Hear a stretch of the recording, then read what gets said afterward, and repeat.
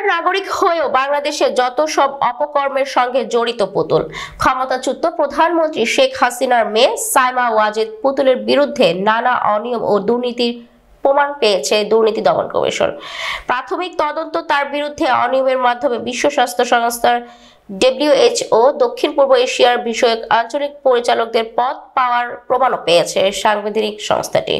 দুদক সূত্র জানায়, সুনির্দিষ্ট অভিযোগের ভিত্তিতে তার বিরুদ্ধে তথ্য অনুসন্ধান করে সংস্থাটি।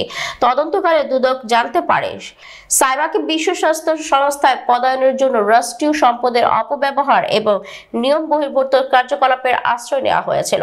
দুদক সূত্রে জানা যায়, যুক্তিযুক্ত কারণ ছাড়াই সাইমা ওয়াজেদ পুতুলকে বিভিন্ন রাষ্ট্রীয় সফর সঙ্গী করা হয়েছে। তার ক্ষেত্রে প্রার্থীর যোগ্যতা হিসেবে প্রদত্ত তথ্যাদিও যথাযথ ছিল না। সাইমা পাসপোর্টধারী কানাডার নাগরিক ছিলেন মর্মেও তথ্য পাওয়া গেছে। সূত্র জানায়, WHO এর ৭৬তম সম্মেলন উপলক্ষে দিল্লিতে ৩০ অক্টোবর হতে ২ নভেম্বর ২০২৩ পর্যন্ত বাংলাদেশ থেকে রাষ্ট্রীয় অর্থ অপচয় করে শতাধিক কর্মকর্তা ও প্রতিনিধি দল উপস্থিত হয়। সাইমা ওয়াজেদ পুতুল নিজের পারিবারিক প্রভাব এবং তার নিকটাত্মীয়দের রাষ্ট্রীয় ক্ষমতার অপব্যবহার করে গণপ্রজাতন্ত্রী বাংলাদেশ সরকারের বিপুল অর্থ ক্ষতি সাধন করেছেন।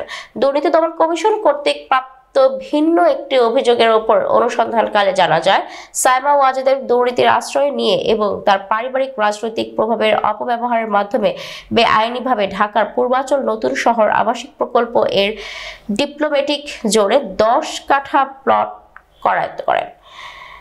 সে কারণে তার ও অন্যান্যদের বিরুদ্ধে ইতিমধ্যে দুর্নীতি দমন কমিশন কর্তৃক একটি দুর্নীতির মামলা দায়ের করা হয়েছে। এছাড়াও সাইমা ওয়াজেদ পুতুল সূচনা ফাউন্ডেশনের নামেও একটি প্রতিষ্ঠান খুলে বিভিন্ন সামাজিক ও ব্যবসায়িক প্রতিষ্ঠান থেকে জোরপূর্বক উপঢৌকন আদায় ও অর্থ আত্মসাৎ করেছেন।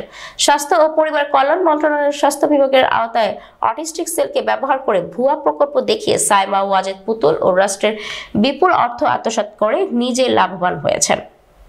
তিনি জাতীয় রাজস্ব বোর্ডের NBR উপর অবৈধ প্রভাব বিস্তার করে ফাউন্ডেশনের নামে প্রাপ্য অর্থ করমুক্ত করিয়ে দেন, যাতে সরকারের বিপুল অর্থের ক্ষতি সাধন হয়েছে। সার্বিকভাবে সব তথ্যাদি হাতে নিয়ে দুদক জানায়, সাইমা ওয়াজেদ পুতুলের বিরুদ্ধে দুর্নীতির বিশ্বাসযোগ্য অভিযোগ রয়েছে।